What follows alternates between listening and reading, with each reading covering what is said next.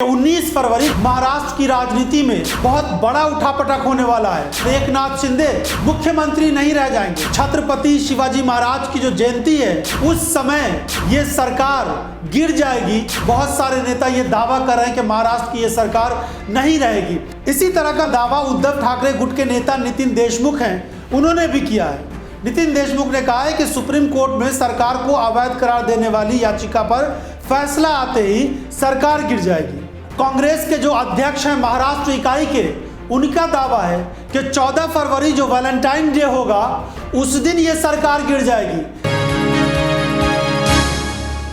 आखिर क्या हुआ कि पीएम मोदी के महाराष्ट्र दौरे के बाद यानी 19 जनवरी को जब पीएम मोदी का मुंबई का दौरा हुआ, उसके बाद से ही पूरे महाराष्ट्र में ये खबर फैल गई कि महाराष्ट्र की जो एकनाथ शिंदे और बीजेपी के साथ जो सरकार चल रही है, ये सरकार अब ज़्यादा दिनों तक नहीं चलेगी।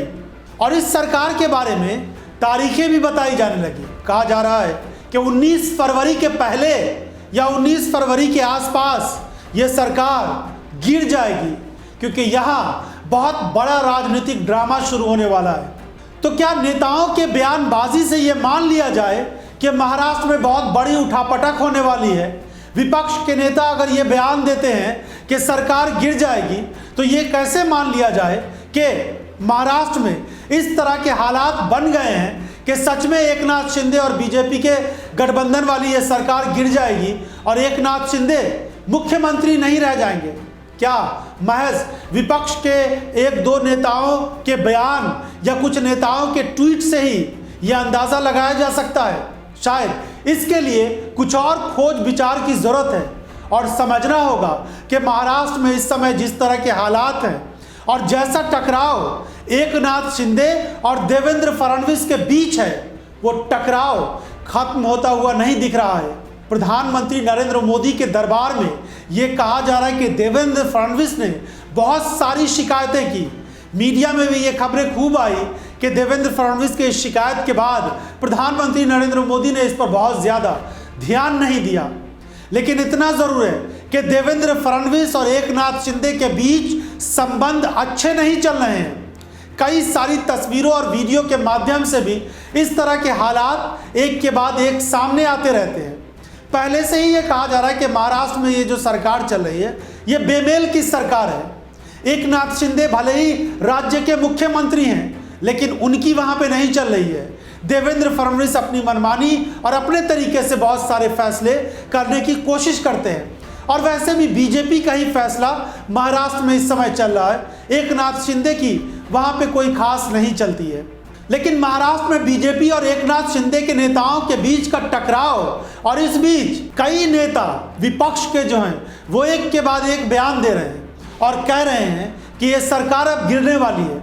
एनसीपी के नेता हैं, विधायक हैं अमोल मेटकिरी, उनका दावा है कि 19 फरवरी जो अगला महीना है उसमें महाराष्ट्र की राजनीति में बहुत बड़ा उठापटक होने वाला है।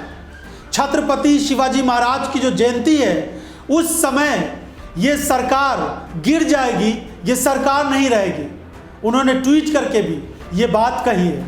इससे भी बढ़कर कांग्रेस के जो अध्यक्ष हैं महाराष्ट्र इकाई के, उनका दावा है कि 14 फरवरी जो वैलेंटाइन डे होगा उस दिन ये सरकार गिर जाएगी। एकनाथ शिंदे की सरकार उस दिन गिर जाएगी।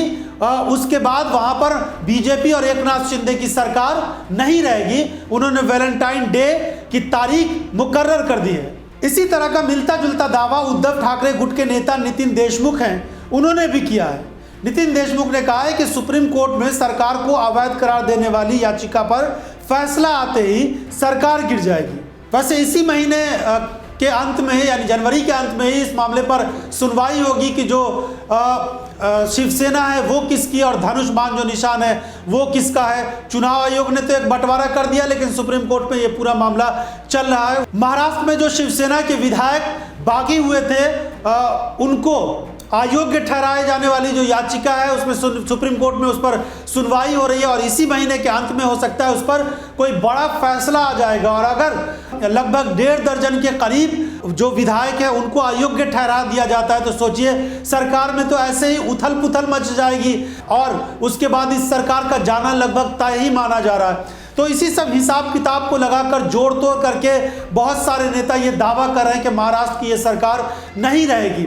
लेकिन क्या ये महाराष्ट्र की जो सरकार चल रही है इसे बीजेपी इतनी आसानी से गिरने देगी? और भारतीय जनता पार्टी का इतना बड़ा अगर नुकसान होगा तो बीजेपी क्या इसको इतनी आसानी से हाथ से जाने देगी और विपक्ष को इतना बड़ा मौका दे देगी कि बीजेपी की सरकार बनी बनाई गिर जाए और विपक्ष वहां पर सरकार बना ले? आने वाले दिनों में बीएमसी का चुनाव होना है और उसके बाद लोकसभा का चुनाव होने वाला है। तो इसीलिए बीजेपी हर हाल में कोशिश करेगी कि महाराष्ट्र की सरकार पर कोई बड़ा संकट नहीं आए। लेकिन महाराष्ट्र इकाई के अंदर जो उथल पुथल मचा हुआ है और एकनाथ शिंदे के जो बहुत सारे विधायक नाराज नजर आ रहे हैं, हो सकता है मंत्रिमंडल का विस्तार हो महाराष्ट्र में तो उसमें उनकी नाराजगी को कम किया जाए, लेकिन हालात बेहतर होते हुए नजर नहीं आ रहे हैं।